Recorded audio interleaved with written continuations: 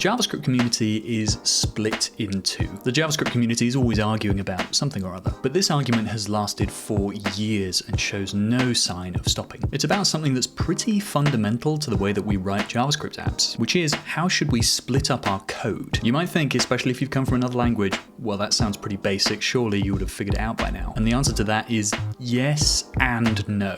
Let's talk about CommonJS and ES modules.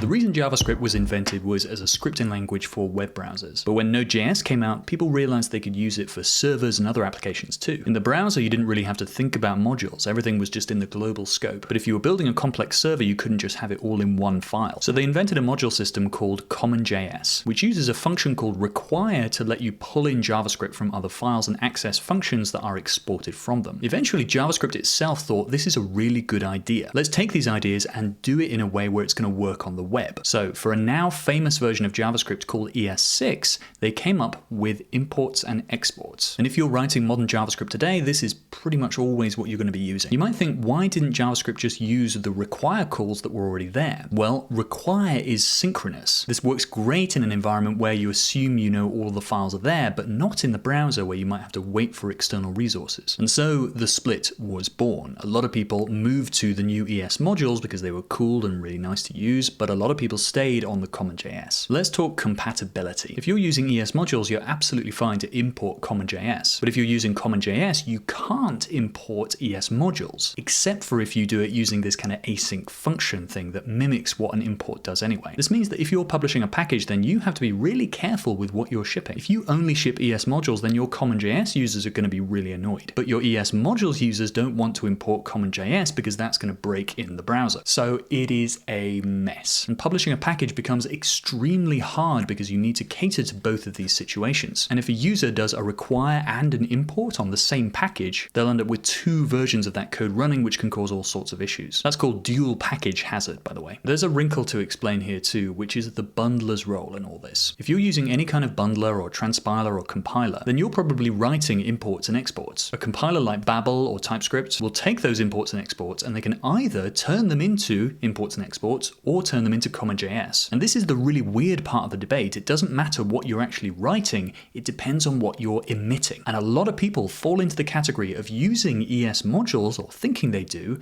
but actually emitting CommonJS. If you're not sure what you're using, go take a look at your built code. If you see require calls, then you are emitting CommonJS. But if you see imports and exports, then you're a part of the future. We should talk about Bun too. One of Bun's main selling points, apart from performance, is that they've fixed the interoperability issues between CommonJS and ESM. So if you're using Bun, then you don't have to care about this divide. They've done this in a way that is not actually spec compliant. In other words, they've patched together the issues between CommonJS and ESM to make it work. This is really exciting, and I'm really keen to see if it works. And if it works really well, maybe they can change the spec and boom, problem solved. But I have a little inkling of doubt. But who knows?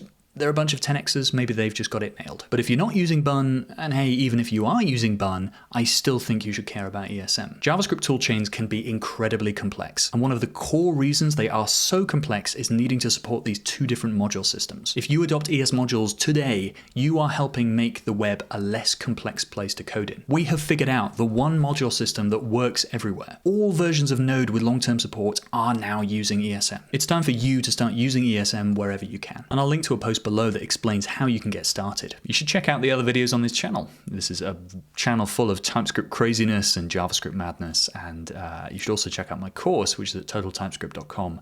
And otherwise, I will see you very soon.